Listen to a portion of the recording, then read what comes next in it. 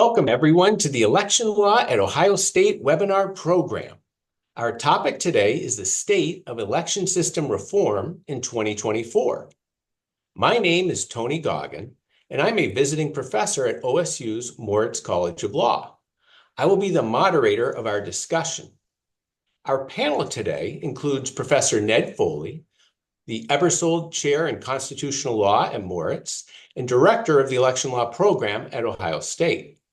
Ned will begin our webinar with an overview of why some states and localities have or are considering moving away from partisan primaries and first-past-the-post election systems. Our next panelist, Beth Laddick, Director of Research and Outreach at Unite America, will provide a national overview of open primaries and related ballot initiatives around the country. Then Deb Otis, the Director of Research and Policy at Fairvote, will provide a national overview of the current state of ranked choice voting and the RCV ballot measures around the country. We will then get on-the-ground perspectives from Iris Samuels, a reporter for the Anchorage Daily News, and Pat DeConcini, co-chair of Make Elections Fair Arizona. Iris and Pat will provide firsthand accounts from two of the leading election system reform battlegrounds. I will then open things up to audience questions. Finally, before we begin, one bit of housekeeping. If you have any technical questions or need assistance, please contact the email account of soleil.191@osu.edu, which you should be able to find in the chat. A quick reminder, this webinar will be recorded. You are welcome and encouraged to participate in the Q&A. Closed captioning is provided. Simply look for the CC button on your Zoom toolbar or in the meeting controls and click it to toggle captions on or off. Let's get started. Before I turn things over to Ned to frame the issues for us, I just want to highlight a couple of historical points. First, partisan primaries date to the Progressive era, when Wisconsin Governor Robert La Follette led the state in implementing primary elections. As they spread across the country, partisan primaries were intended as a reform measure. They took the nomination power away from party bosses and smoke-filled conventions and gave the power to nominate candidates to the voters. In its day, therefore, partisan primaries were a modernizing and democratizing reform.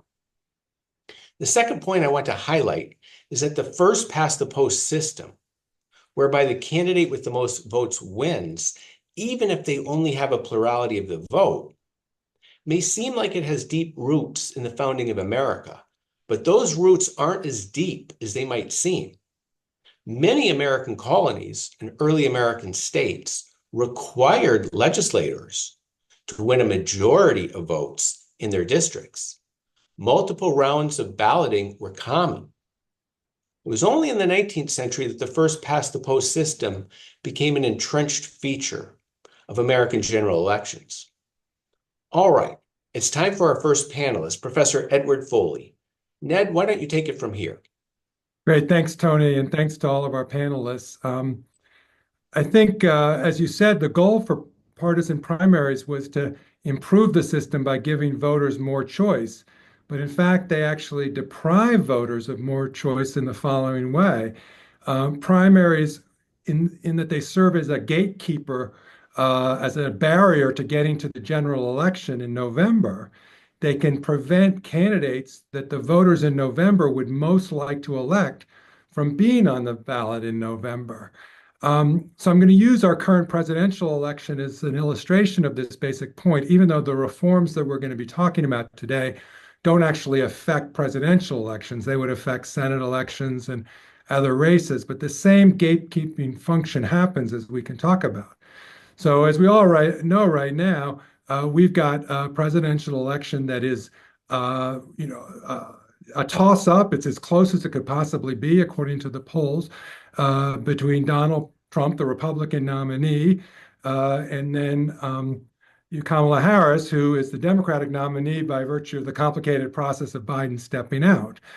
But that contest between those two might give us somebody who wins a majority of the votes in the fall, either nationally or in a specific state. But missing from the ballot in November is Nikki Haley, who was, as people will remember, Trump's main challenger in the Republican primaries. She lost the Republican primaries. It's clear that more Republican voters definitely wanted Trump instead of Nikki Haley. But that doesn't answer the question of who the November voters would prefer. And there's reason to think, based on all the polling that we've seen, even though the polls are close between Trump and Harris, that when it was, that when Biden and Trump and Haley were kind of in the mix, there were a lot of polls showing that Nikki Haley would have been much stronger against the Democrats than Trump would have been.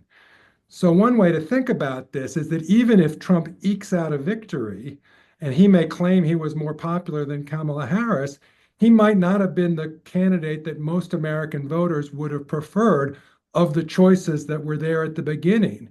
Every voter who ends up voting for Trump, or most of them, might have actually preferred Nikki Haley, but didn't get that option in November. And that's how primaries prevent candidates who are more acceptable to the general election. I could give you lots of examples at the state level of the exact same phenomenon happening. Primary elections in the state of Ohio, where people associated with Ohio know well, give us again Republican candidates on the ballot in November who may be less popular to November voters than the candidates who lost the Republican primary. It happens on the other side too. We may talk a little bit about Arizona.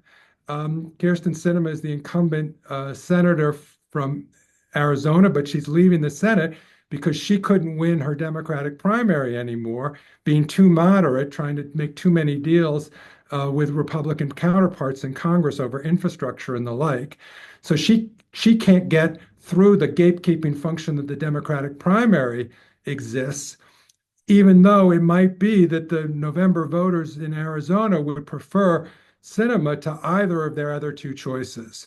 So that's just a quick overview of why primaries, even though they were a well-intentioned reform, may actually deprive voters of the candidate they most want overall. Thank you so much, Ned. Beth? All right, thank you so much. Isra, can you help show my slides, please?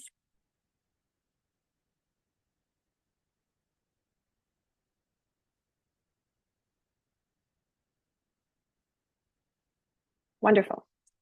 Okay, I am so honored to be with you all here today for this timely topic. I'm also zooming in from Alaska, where I'm originally from, and it's truly the first frontier when it comes to primary election reform. My name is Beth Laddick, and I'm the Director of Research and Outreach here at Unite America. I have been with our institute for about 4.5 years, helping to lead our research function. And I care really deeply about this work because I think we need rigorous research to help make sense of how to get out of this mess. And spoiler alert, I think it's election reform. But I also believe in the need for further study on what reforms will both help make a difference and have political viability. Before I dive into some of the status of primary laws in our country and what's on the ballot this November, I want to share some hot off the press new research from our institute. Professor Foley previewed the primary problem, whereby very few voters participate in consequential elections to elect our Congress. Last week marked the end of our congressional primary season, and while I know we are all on the edge of our seat for the presidential election, shockingly, a supermajority of Congress has already been decided in party primaries. In 2024, we found that 87% of Congress was decided by just 7% of eligible voters.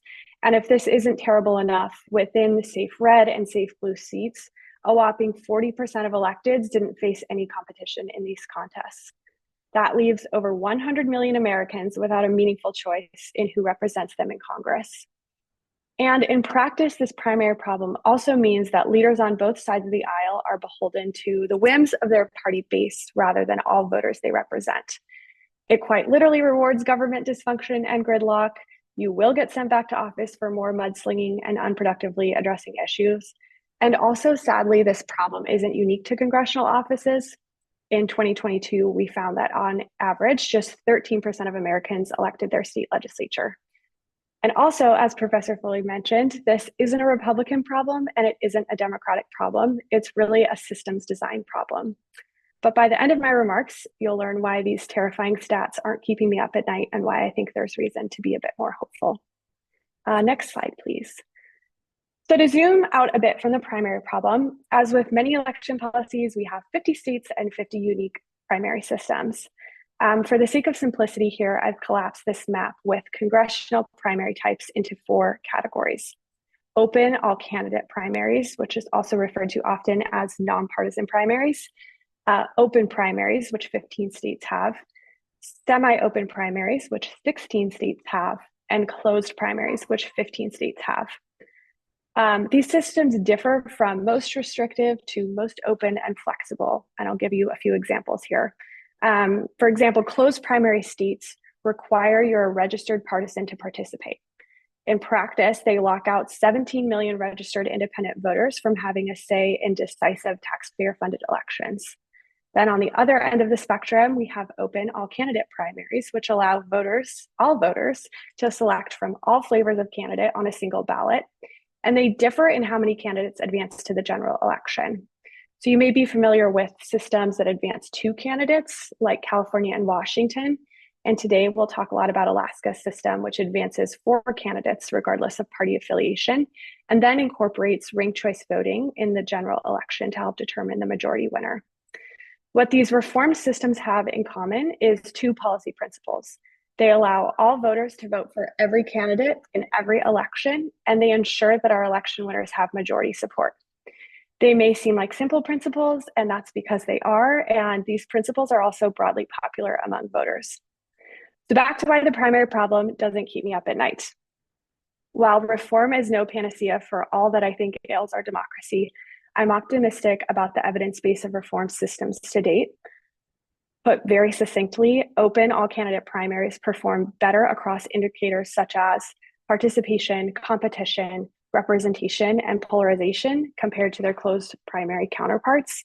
And I know that it is a very sweeping generalization, but we can turn to evidence from Alaska's 2022 election. Their elections were dramatically more competitive than previous cycles.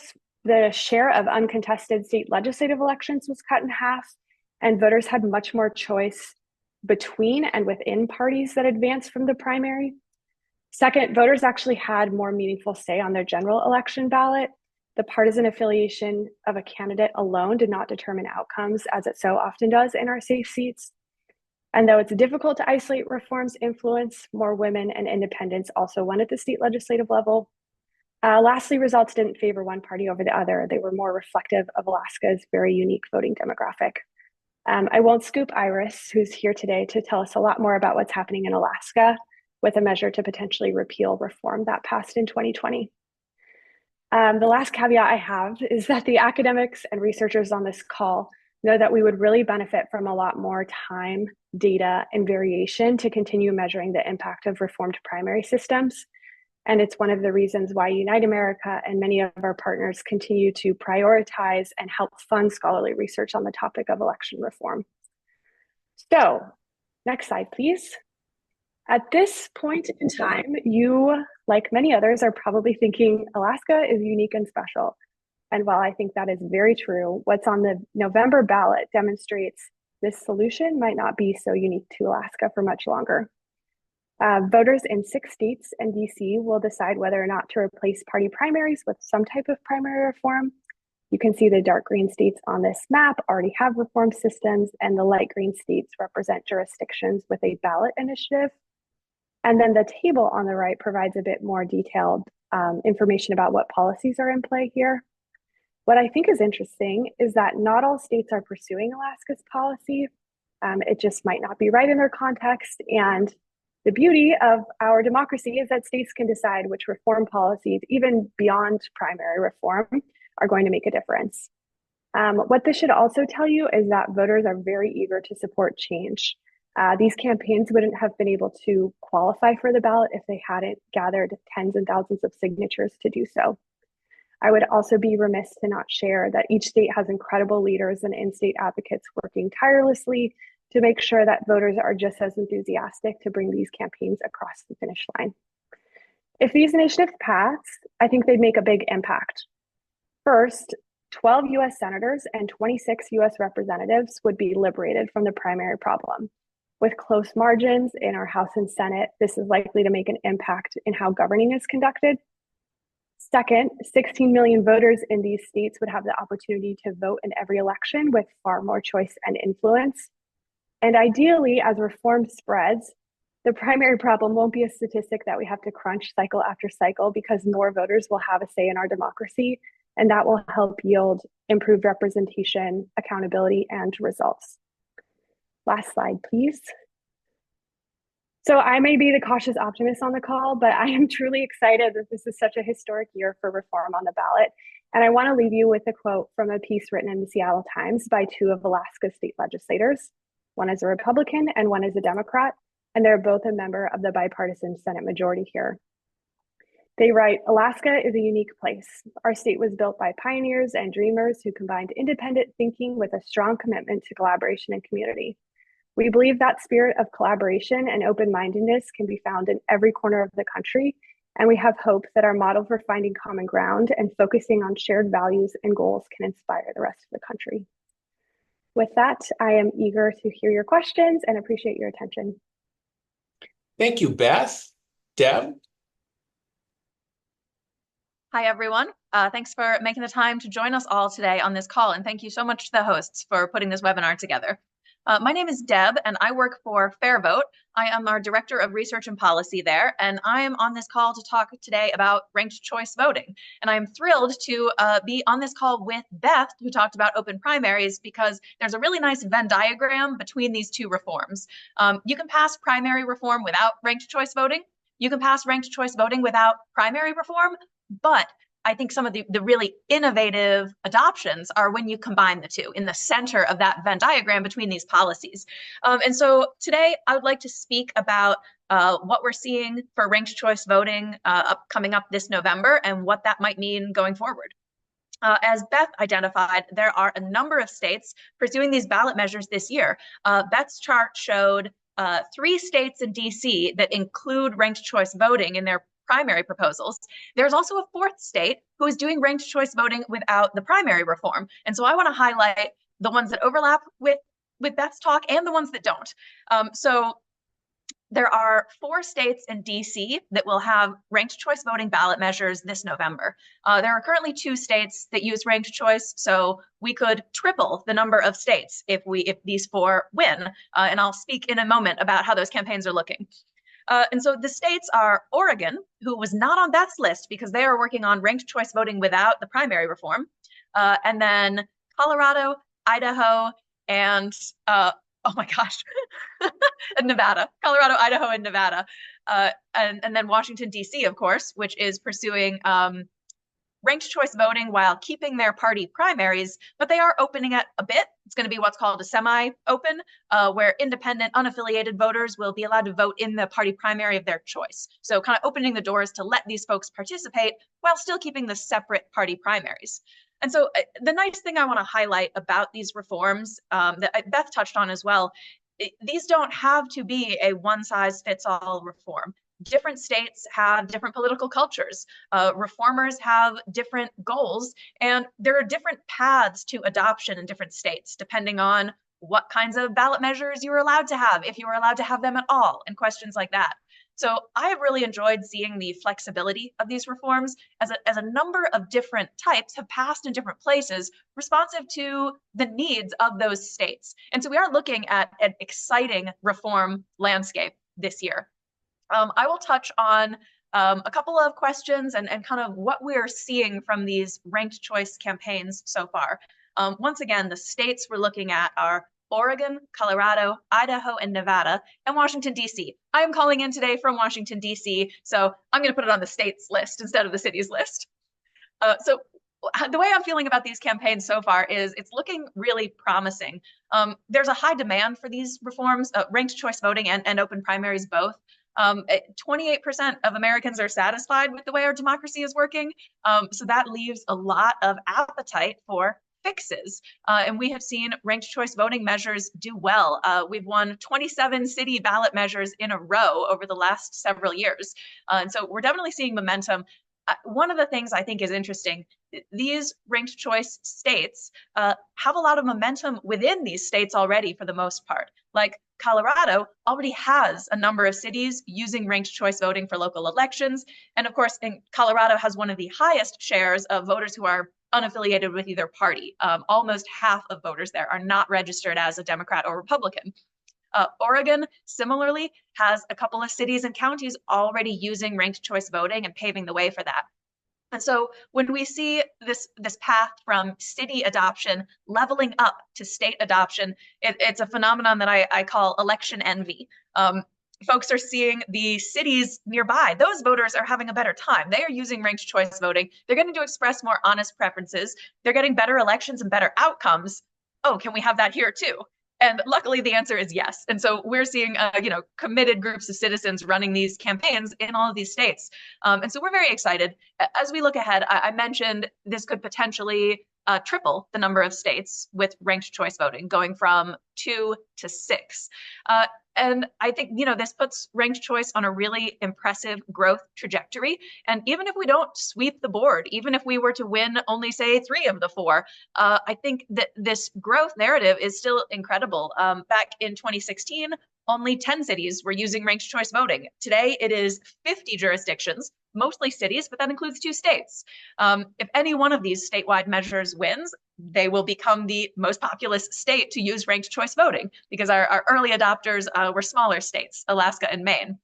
And so the path to reform is not always a straight line, but the way we are seeing folks coalesce around ranked choice voting and open primaries is so promising. We are seeing individual citizens and groups recognize that these reforms can deliver benefits in practice. And at a time when so many other issues are stuck, when we've got gridlock on so many other things, these are actually moving. And so it's a really inspiring time to be part of this movement. And that's what I have for you so far on ranked choice voting, but I look forward to your questions and further discussion. Thank you, Deb. Iris? All right. Thanks so much for having me. I'm Iris. I cover state politics for the Anchorage Daily News, and I'm calling in today from Anchorage, Alaska.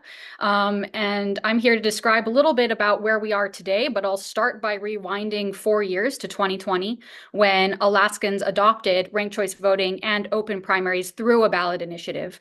And that ballot initiative passed very narrowly. So it was not a sweeping mandate by any means. But we got the election reform. And then that new voting system was set to be used in 2022. So then going back to 2022, Alaska's longtime U.S. House member, Don Young, a Republican, passed away unexpectedly while in office. So we actually got 2 rounds of ranked choice voting and 2 rounds of open primaries. So when we get to talking about today, we're experiencing this in the context of having experienced 2 rounds of open primaries, 2 rounds of ranked choice voting. What happened in 2022, I'll focus on the regular election, was we had a U.S. House race, a U.S. Senate race, and a governor's race in terms of statewide elections. In the U.S. House race, a Democrat won. In the U.S. Senate race, a moderate incumbent, Senator Lisa Murkowski, she kept her seat. She's a moderate Republican. And then in the governor's race, a conservative Republican, Governor Mike Dunleavy, kept his seat. So we had the kind of full spectrum of candidates winning the 3 statewide elections: a Democrat, moderate Republican, and a conservative Republican. So the narrative that has taken hold is that this favors left-wing candidates, but we can break that down a little bit. So immediately after the 2022 November election, a group of people that were really disappointed that conservative Republicans didn't win in the U.S. House and U.S. Senate races came together, and they decided that they were going to put a new ballot measure on before voters in 2024 to ask if voters wanted to repeal ranked choice voting and open primaries. Again, through a single ballot measure. So it's not like you can keep one and get rid of the other. It was all or nothing. So there were some challenges, some criticism of the way they got their ballot measure before voters, but ultimately the Alaska Supreme Court decided that Alaskans will in fact have in November the opportunity to vote on whether they like ranked choice voting and open primaries.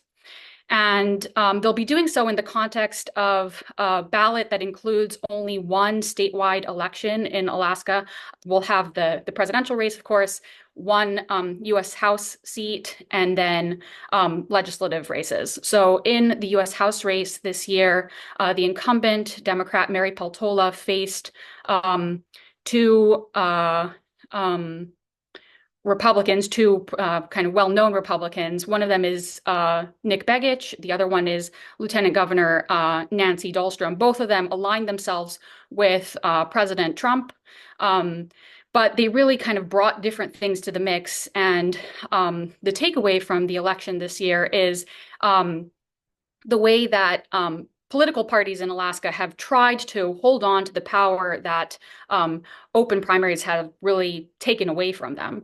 So Nick Begich was the top finishing Republican in the primary, which took place last month here in Alaska. And after he got more votes than the lieutenant governor, the Alaska Republican Party essentially pressured the lieutenant governor to drop out of the race, and then also pressured the fourth place finisher to drop out of the race. So Alaska has a top four ranked choice system, but the third and fourth place were essentially asked by the Alaska Republican Party to leave the race, and they acquiesced. And then the fifth and sixth place finishers were elevated onto the ballot. And that created an interesting situation because the sixth place finisher is a bit of a strange candidate. He is an incarcerated felon who has never lived in Alaska. He is currently serving a 20-year prison sentence in New York State for crimes related to threatening elected officials in New Jersey, which is the state where he's from. But Alaska's election system allowed him to appear on the ballot, and the Alaska Supreme Court has actually weighed in on this because the Alaska Democratic Party actually sued to keep this person who's running as a Democrat off Alaska's ballot, and they lost. So we see two examples of political parties in Alaska trying to keep this semblance of power that they're used to having in determining which candidates appear on the ballot. We see the Republican Party pressuring Republicans who did not finish as the top Republican in the race, pressuring them to drop out of the race. And then we see the Alaska Democratic Party trying to use the judicial system to keep a Democrat who is not the top finishing Democrat off the ballot. Now, it's worth mentioning that this incarcerated non-resident Democrat only got 400 and something votes, but that is enough to appear on a top four regular election ballot when you don't when some of the higher finishing candidates are forced to drop out. So right now we have this U.S. House race playing out, and then we also have the ongoing campaign on whether to keep or get rid of ranked choice voting. And what's worth mentioning on that front is that on the side that seeks to keep ranked choice voting and open primaries, there is a lot of money pouring into Alaska. And I think it's not a coincidence that Alaska is the first state to adopt this election reform. It is cheaper to run a campaign in Alaska. A single dollar goes farther in a smaller state. So the groups that support ranked choice voting and open primaries have spent about $7.8 million on this campaign in Alaska as of a few days ago. The group seeking to repeal ranked choice voting and open primaries has so far raised $78,000. So 2 orders of magnitude less. And that may be a reflection of the fact that there aren't large organizations out there that are opposed to ranked choice voting and open primaries. But to the extent that we have this election reform, we can say that it is a reflection of where people stand in Alaska. And it's worth mentioning that 60% of Alaska voters are not affiliated with any political party. But it's also a reflection of the money that's being spent in Alaska because we are this guinea pig of this new system. And there's a lot to be learned from Alaska. If we do repeal the system this year, I think the lesson to other states that are considering it would be not necessarily a positive one. And I am happy to answer questions. Well, thank you, Iris. And your answer or your first observations about the role of campaign finance and the cost of campaigning in Alaska may partially answer my first question. But we've already had two questions in the Q&A having to do with Ohio and Tennessee's lack of ranked choice voting.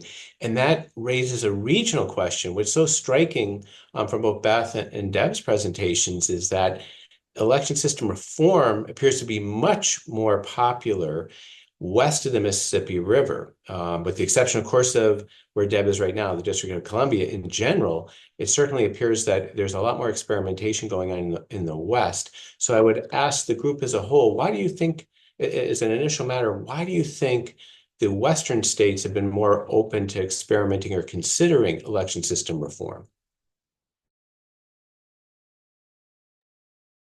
Well, I'll jump in I'll on hop that in. with a Go thought. ahead. Oh, sorry, no, go ahead, Beth. I was just going to say, when you look at trends in other progressive era reforms and even other election reforms in present day, like vote by mail is a good example. A lot of reforms have started state by state or even at the local level before they were passed statewide. So, for example, vote by mail passed in Oregon in 2016, or automatic voter registration, policies like that tend to pass in Western states first, which I think is really fascinating. Maybe it's the spirit of, pioneering and trying new things. So that's my initial response, is just Western states. They're also smaller states, to Iris's point about, they also have more ballot initiatives in these states. There's 26 states that have a ballot initiative process in our country, and they tend to be more Western states. Yeah, that was what I was going to, and Beth hit, the same point, that the ability to put this on the ballot as a citizen initiative is really huge. And that exists out West. And they do have a tradition of progressive reform, more so in the West than in the East. So, I'm not surprised that we're seeing more of it out West, although it'd be great to bring some of it back East.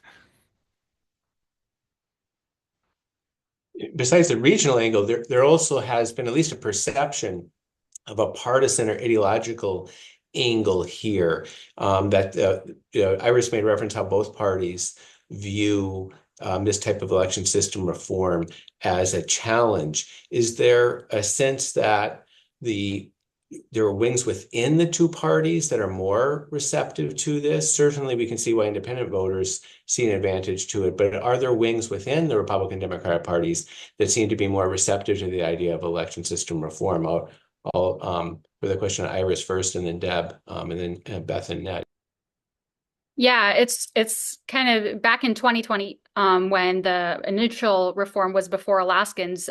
Neither political party in Alaska supported the election reform, but now what we're seeing is the Alaska Republican Party is vehemently opposed to this reform as a party, kind of as a party organization, though there are several prominent elected Republican officials in Alaska at the legislative level who are supportive of this election reform.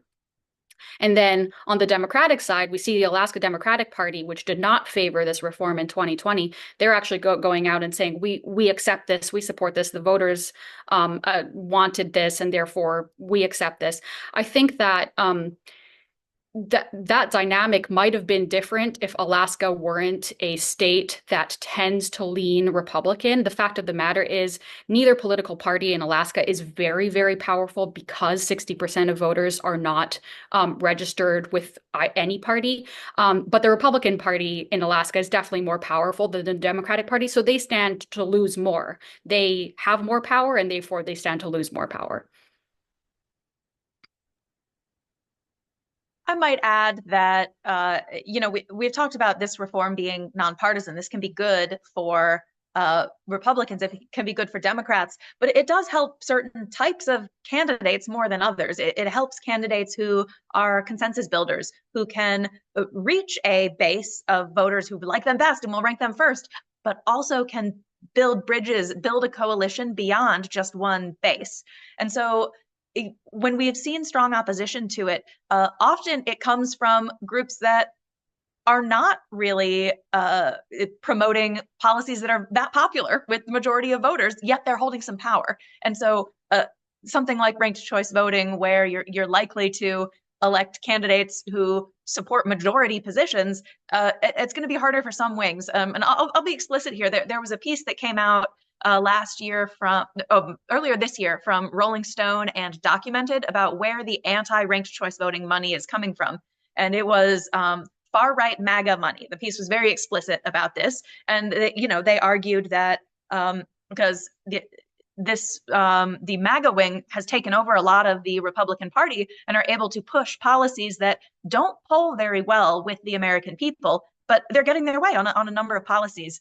And so I think more traditional Republicans are going to have a lot more to gain if they are taking more mainstream positions than folks who are taking more extremist positions within a party.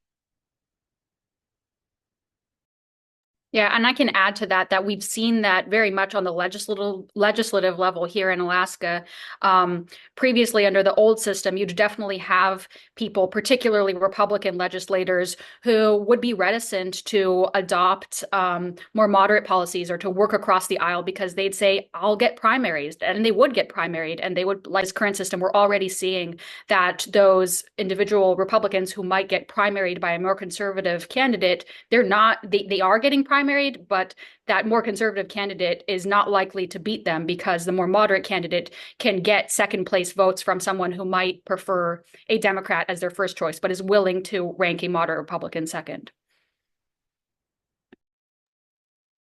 I'll just add that I think a lot of the polarization around ranked choice voting has come from one race and one election outcome, and that was the election of Representative Mary Peltola in Alaska.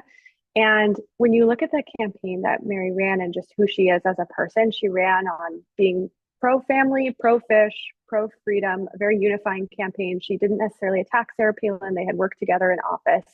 And since being elected to Congress, I think she's voted against her party the fourth most of all US House Democrats, which tells you she's not just being sent to office and sweeping Democratic policies into place, she's actually able to vote against the party, which I think is really an important distinction to make. So it's not the case that we just elected a Democrat. I think there's way more nuance. And as Iris mentioned, that same statewide ballot reelected our conservative governor, Mike Dunleavy, with more than 50% of the vote outright. So it didn't even go to a ranked choice tabulation. There's just a lot more nuance. And I get pretty frustrated that these one-liners come out about electing a Democrat, and at the state legislative level, Republicans actually fared better too than they had in the previous election cycle. So there's just way more nuance and a lot more interesting things to learn from Alaska's first use case. Yeah, and if I can just add to what Iris said earlier about how parties react to the reform is a really important element of thinking about all of this, because the goal of the reform, as I think several of us have said, is to put more options in front of voters, including if in a world in which the MAGA wing of the Republican Party has become dominant, eclipsing more traditional or moderate Republicans, that's where the partisan primary can squeeze out that more moderate option.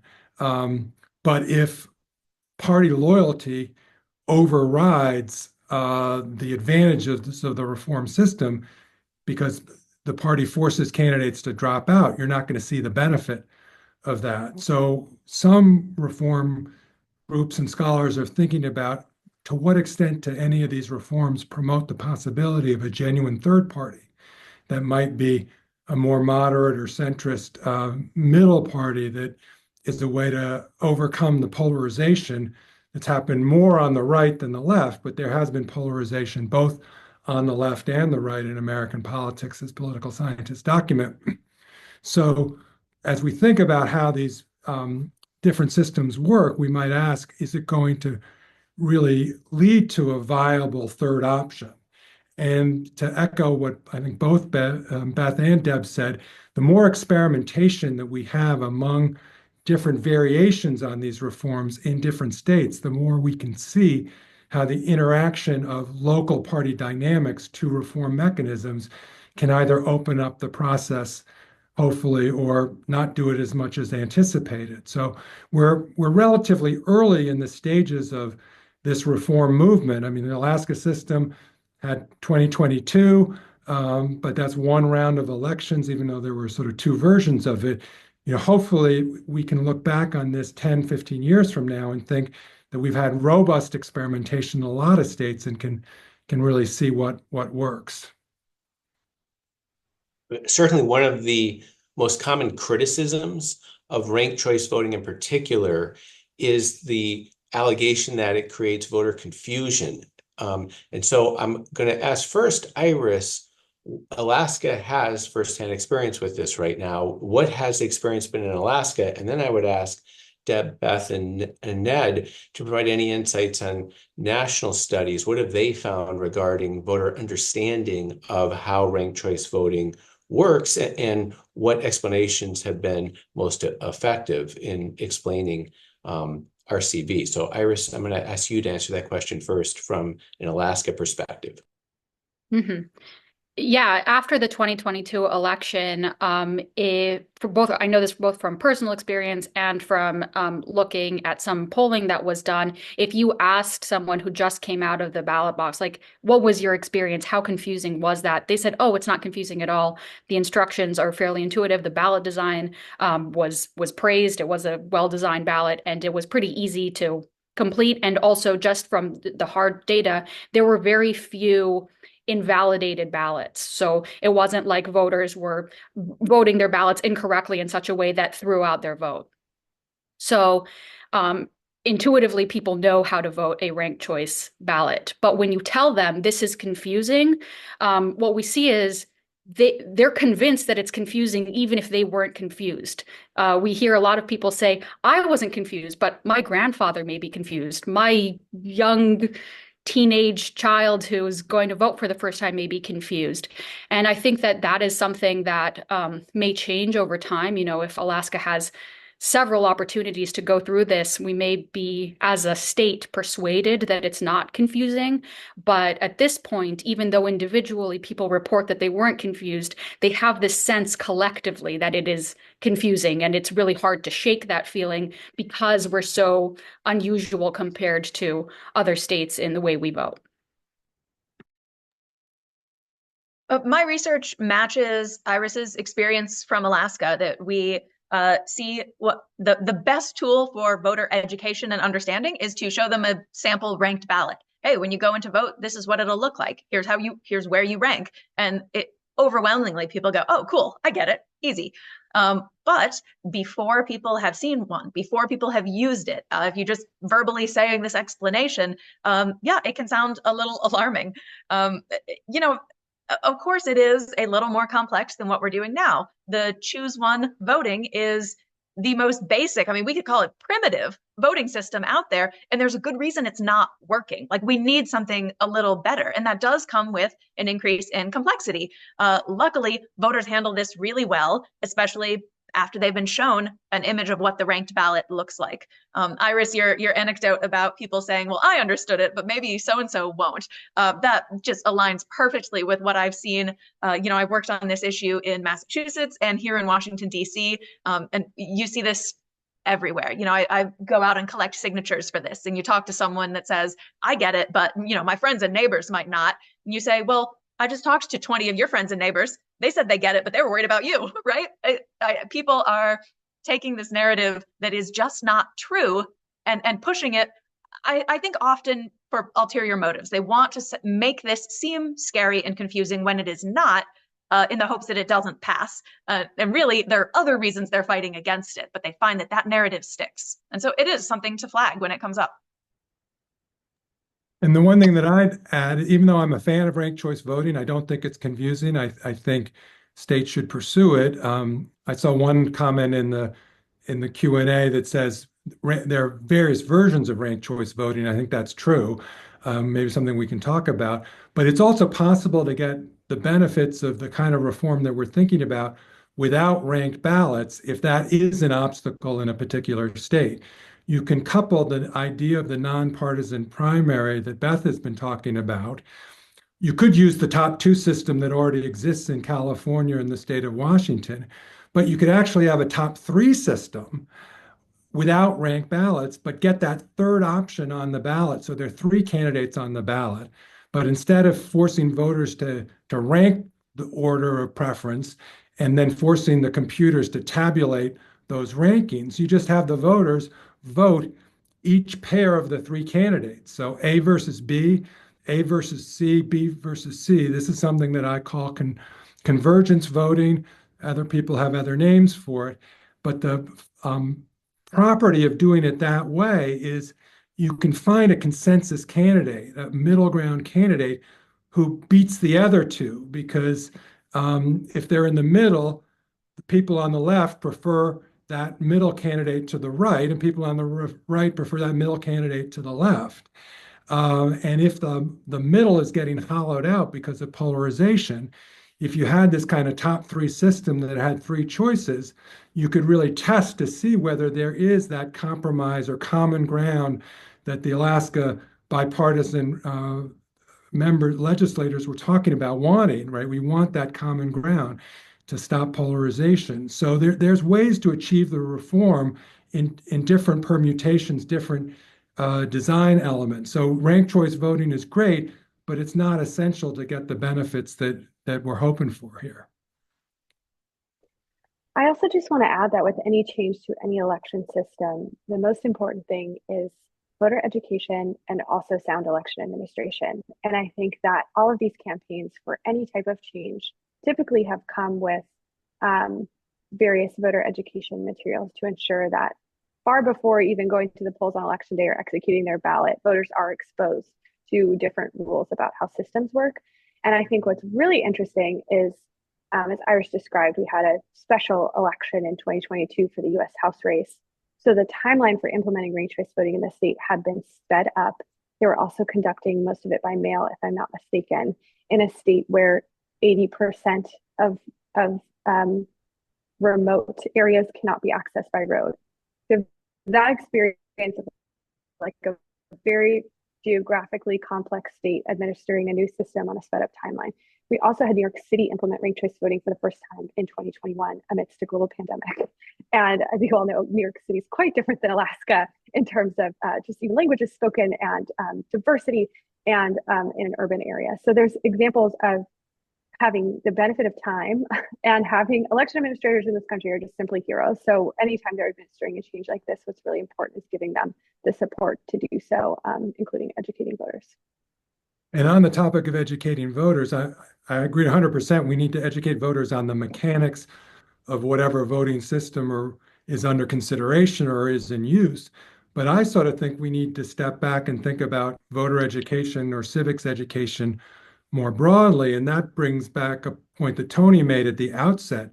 You know, I think there isn't sufficient understanding among the general public about what this so-called first past the post system is and why it's so primitive, as Deb said. Most people think of it as the equivalent of majority rule, majority voting, but it's not that. And if we want elections that really reflect the will of the majority, we have to understand that our history actually was more majority oriented at the founding of the 18th century, and then we fell into this concept of first past the post or plurality winner in the 19th century. It worked maybe well enough for a while under certain social conditions, but when we've got the kind of polarization that you have now, the combination of these partisan primaries and the fact that that plurality or first past the post rule boxes out that third alternative from really being under consideration. So whether you use ranked ballots or the top three system that I mentioned, we ought to have a public conversation about what we want our elections to do, what kind of results that are fair to all voters. Every voter should have an equal right to participate, whether they're Republican, Democrat, Independent, rich or poor, male or female, everybody should have equal voting rights. And then you take all of those preferences and how do you get a result? And I saw in the Q&A, somebody asked about proportional representation. Proportional representation is an electoral system that can fairly represent lots of different points of view in a multi-member legislature by giving each party a proportion of seats that's in relationship to their proportion of voters as a whole. And then the goal of majority governance is fought out in the legislature as coalitions cobble together majorities from the different slices of the electorate. And maybe state legislatures should adopt that reform. Maybe that could work to some extent for the House of Representatives. But we've got a lot of elections in America that can't be done by basis of proportional representation because they're single member offices and are necessarily that way. That's the US Senate, that's governor's races, attorney general races. Obviously, the presidency is a single office. And so we need an electoral system that is fair to all voters if you're picking only one senator or one president. And we just have to have more of a conversation about what that fair method of elections is when you've got a variety of points of view about what the answer should be. One of the common themes in the remarks that you all just made is the importance of competent election administration.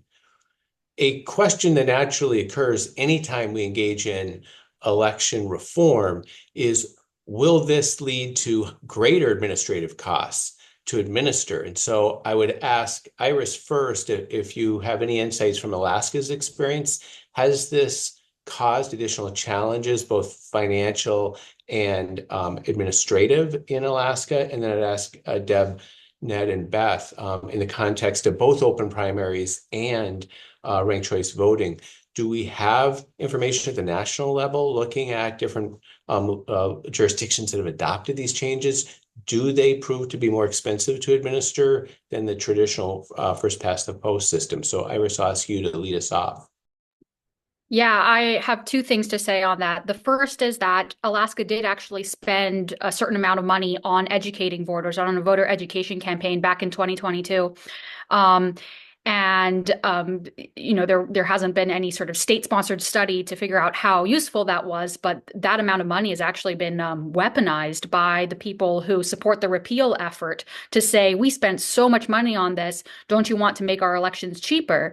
I don't know how effective that argument is for people who may or may not want to get rid of the system or may not care about $5 million being spent to educate voters. But that amount of money that was spent on voter education was sort of the large expense in terms of the difference between the cost of administering ranked choice election and previous elections. And over time, theoretically, that could go away.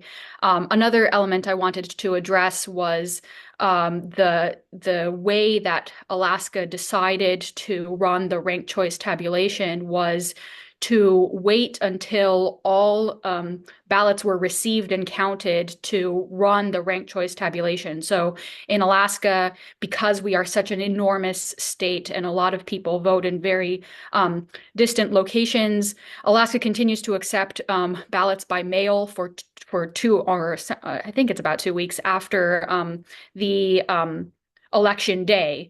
And the Division of Elections decided it wouldn't run any tabulation. It wouldn't give people any indication of what the tabulation might show until after every last ballot was received and counted. And that delay had sort of led to a lot of anger among people and also fueled this sentiment among people who are opposed to ranked choice voting to say, if this is a system, that means we can't have a sense who won until 2 weeks after election day. Is this really something that can work in Alaska? So there's this element of cost, but there's also this element of the logistics playing into concern among voters, especially in this climate we have of election denialism and concerns over that. I can speak more to the national costs of adoption. It is true that any kind of change is going to cost some money, right? You don't get to make a change in the government and not spend something on it. And so, yes, typically adopting ranked choice voting has costs in the first year with pretty minimal ongoing costs after that. The largest cost is usually voter education. Some locations might have to update some of their tabulators, like their voting machines. But typically, the voting machines, if they were manufactured in the last 15 to 20 years, they're already ranked choice compatible. If a place is using something more than 20 years old, those machines are on the chopping block anyway. You've got all sorts of reasons to upgrade those. So typically the technology is compatible with ranked choice, but this voter education spend is absolutely something that should be built into the budget. We totally recommend spending money to educate voters. As we previously talked about, ranking is pretty intuitive. People tend to like and understand the ballot, but it's important that voters feel empowered. They know how their vote's going to count, and they're not surprised when they walk into the voting booth. You really want, ideally, every single voter, before they get their ballot in the mail or walk into the voting booth, they know what's coming. So when they see this ranked ballot, it looks different than last cycle, and they go, oh yeah, I know about this. If they see it for the first time on election day, that's probably a failure of your voter education campaign. So a study by the National Conference of State Legislatures a couple of years ago found that the average adoption cost for ranked choice voting was a little less, or the median was a little less than 50 cents per voter. But we have seen, that was for cities for the most part. We have seen some states spend more than that. Alaska spent several dollars per voter on their education campaign. And so this can vary a lot by state. It's going to be a custom solution. And so happy to kind of provide more information about specific campaigns. But in general, yes, have a budget for implementation to make sure it goes smoothly and well. And the benefits you're getting from this are going to outweigh the cost outlay.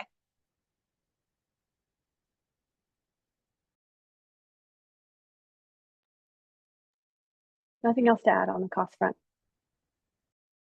Well, we're down to the last 3 minutes. This has been one of the fastest hours I've spent in a long time. So I just ask everyone to just take a minute and make some final remarks that you think the audience should know about election system reform in 2024. So with that, why don't we go in the same order we started with? Ned? I guess I would say let's hope reform is successful so we get more state experimentation. I'm particularly excited about the Arizona system that we didn't get a chance to talk about much because it has a lot of flexibility built into it, but go reform in general. Thank you, Ned. Beth?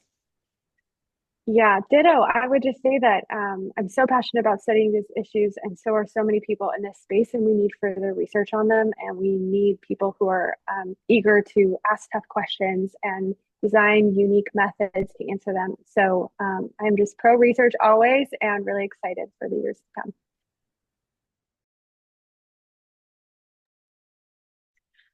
For me, I do think folks should be keeping an eye on the presidential election returns. This is going to be a really close presidential race. And like a lot of our presidential elections, it is likely to come down to a handful of swing states. And it could be just 10,000 votes in 3 states that determine the next president of this country.